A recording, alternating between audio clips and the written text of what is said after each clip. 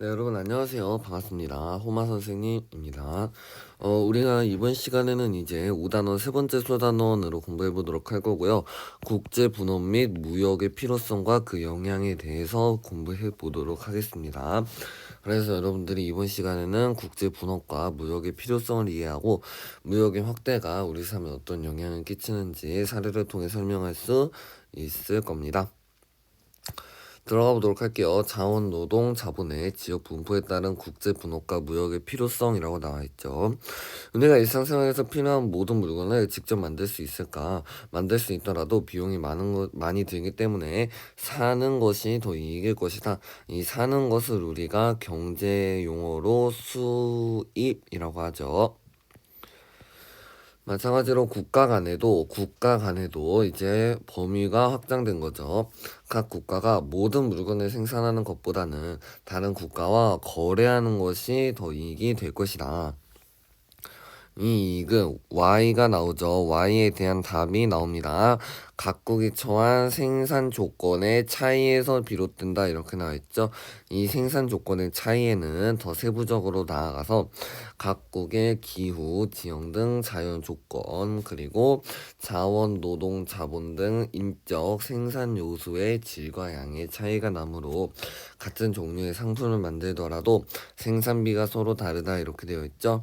따라서 각국은 생산 조건에 따라 상품을 특화하여 교환하는 것이 이익이다. 이 특화라는 단어가 좀 중요한데요.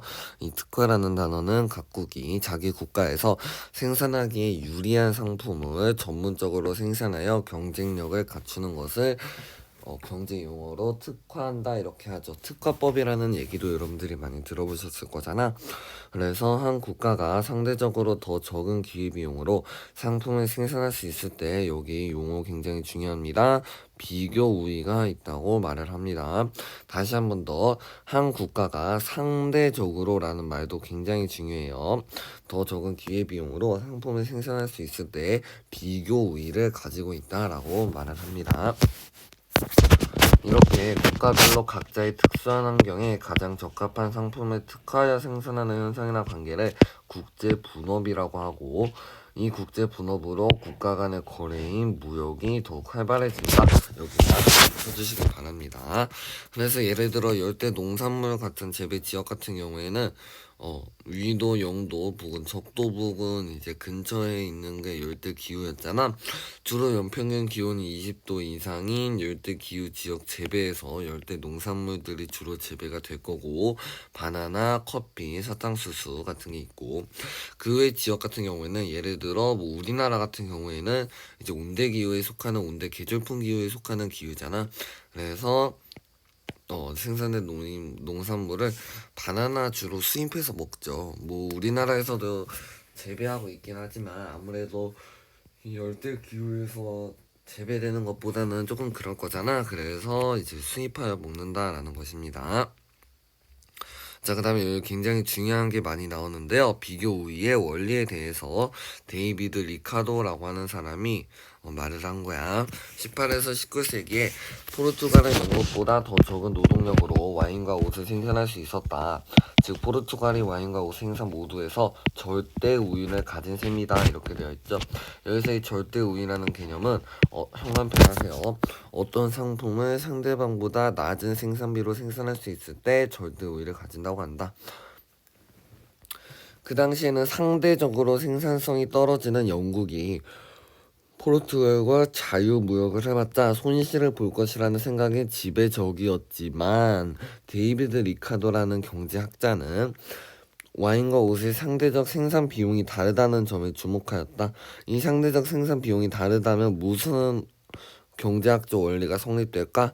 비교 우위가 성립이 된다라는 거죠. 그 내용이 밑에 나와요.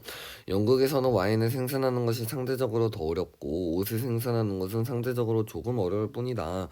포르투갈은 영국보다 옷을 저렴하게 생산할 수 있지만 와인을 상대적으로 더 저렴하게 생산할 수 있으므로 포르투갈이 와인을 대량으로 생산하고 옷을 생산하는 영국하고 무역을 하면 이익을 얻을 수 있다고 보았다. 여러분 이거 이해 필수인데요. 여기서 다시 설명하도록 할게. 자, 얘들아 다시 보는 거야. 지금 포르투갈은 영국보다 모든 생산 조건에서 절대 우위를 가지고 있는 건 맞아. 포르투갈이 전부 다 그러면 포르투갈이 전부 다 이제 옷도 만들고 와인도 만들어야 되는 거 아니냐라고 하는데, 그러면 이익이 발생하지 않는다는 거야. 지금 절대 우위에만 주목할 게 아니라 우리는 비교 우위에도 주목을 해야 된다는 것인데요. 아까 비교 우위는 뭐라고 했어? 상대적 생산 요소의 차이에서 비롯된다고 했잖아. 이 상대적이라는 말이 너무나 중요하다고 했었는데, 영국 같은 경우에는 옷을 만드는 건 조금 어렵고 와인을 만드는 건 상대적으로 더 어렵기 때문에 와인보다는 옷을 만드는 게 나을 것이고, 그러니까 옷에 영국은 집중하는 게 나을 것이고, 포르투갈은 어차피 둘 다 저렴하게 생산할 수 있지만 와인을 더 저렴하게 생산할 수 있기 때문에 와인을 포르투갈이 만들고 영국이 옷을 만들어서 이렇게 각각 나눠서 거래를 해야지 국제적으로 그리고 경제적으로 두 나라 모두나 윈윈 이익이라는 것입니다. 이거 여러분들이 반드시 이해를 해줘야 돼. 그래서 제 선생님이 완벽하게 설명을 해드렸는데 절대 우위와 비교 우위의 개념을 여러분들이 잘 아셔야 됩니다.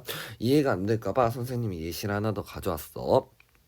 지금 보자면 A, B 두 축구 선수가 있다. A 선수는 미드필더와 공격수, 그러니까 뭐 윙어, 스트라이커, 이거 여러분 스포츠 좋아하는 친구들은 다 알 텐데, 모두에서 B 선수보다 A 선수가 뛰어나. 그러면 절대 우위를 가지고 있다고 할 수 있는 거지. 절대 우위는 말 그대로 절대적이라는 거야. 그렇다고 절대 우위를 지닌 A 선수만 시합에 나가고 다른 선수는 시합에 나가지 말아야 할까? 예를 들어 손흥민 선수가 이강인 선수가 그 다음에 뭐 김민재 선수가 잘하는 건 맞지만 굉장히 잘하시지만 이 선수들만이 나가는 건 아니야. 다른 선수들도 각자 자기의 위치에서 뛰면서 이렇게 축구 경기를 하는 거잖아. A 선수가 B 선수보다 모두 다 잘하는 건 맞지만 미드필더를 상대적으로 더 잘한다면 A 선수에게 미드필더를 맡기고 B 선수에게는 공격수를 맡기는 것이 현명한 감독의 선택이라 이렇게 되어 있어. 일단 이거 이해 필수야. 다시 한 번 더 볼게. A 선수가 B 선수보다 절대 우위를 차지하고 있는 건 맞아. A 선수가 미드필더도 잘하고 공격수도 잘해.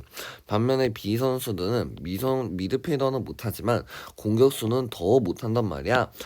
그러면 상대적으로 비교 우위적으로 A 선수가 B 선수보다 미드필더를 잘하지 B 선수는 공격수를 더 못한단 말이야. 그래서 B 선수는 공격수를 넣고 A 선수는 미드필더를 넣는다는 것이 나와 있는 개념입니다.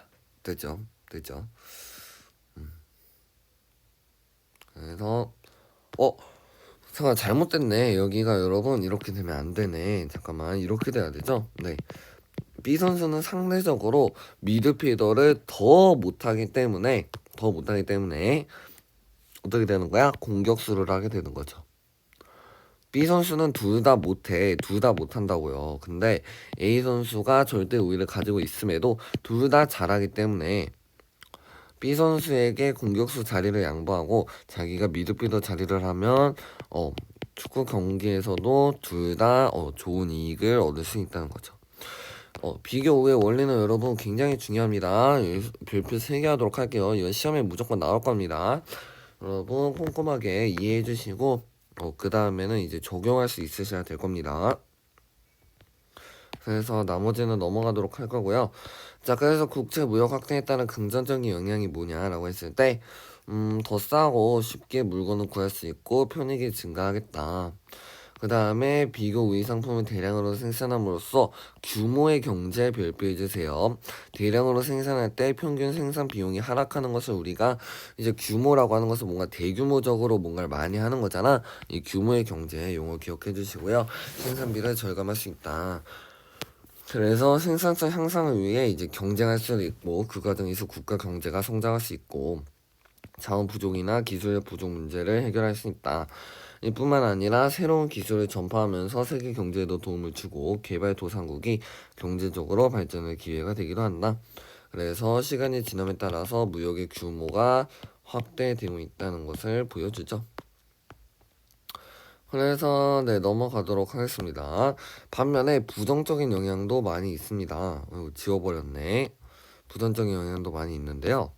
그래서 부정적인 문제점에 대해서 나와 있죠. 경쟁력이 떨어지는 국내 산업이 위축될 수 있으며 관련된 사람들이 실업을 하는 문제점이 생기고 국가 간의 상호 의존도가 높아지면 정부가 독자적인 경제 정책을 펼치기 힘들다라고 나와 있죠. 그래서 이제 자, 정부가 자국의 산업을 보호하기 위한 정책을 실행한다면 각국 정부나 기업과 이해관계가 충돌하여 어떻게 되어 있어? 국제적인 갈등이 발생한다 이렇게 되어 있죠. 그리고 무역이 확대되면 국외의 경제적 충격이 국내 경제에도 큰 영향을 끼칠 수 있어서 대공황 같은 경우도 얘들아 볼까? 우리가 지지난 소단원에서 대공황에 대해서 수정 자본주의 배웠었는데 이 대공황이 일어났을 때 여러분 어떻게 됐어? 세계 미국뿐만이 아니라 주요 발생 지점은 미국이었지만 어떻게 됐어? 영향은 전 세계에 끼쳤죠.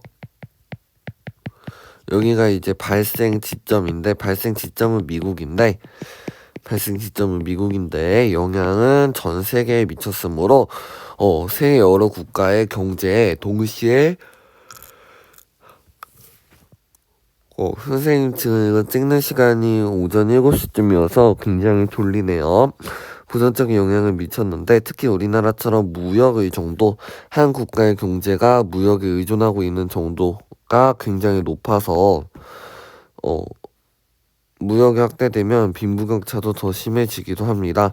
그래서 선진국과 개발도상국의 차이가 더 극심해질 가능성이 크다라는 내용이 부정적인 영향을 받았어요. 그래서 여러분 이거 읽어보시면 되겠고요. 무역 의존도가 높은 우리나라 얼마나 높은지 보시면 수출 비중 그리고 수입 비중 굉장히 높습니다.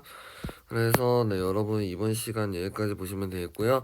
우리 다음 시간에 안정적인 경제생활과 금융설계 빠르게 살펴보고 5단원 최종 정리하도록 하겠습니다. 오늘도 수고 많으셨습니다. 감사합니다.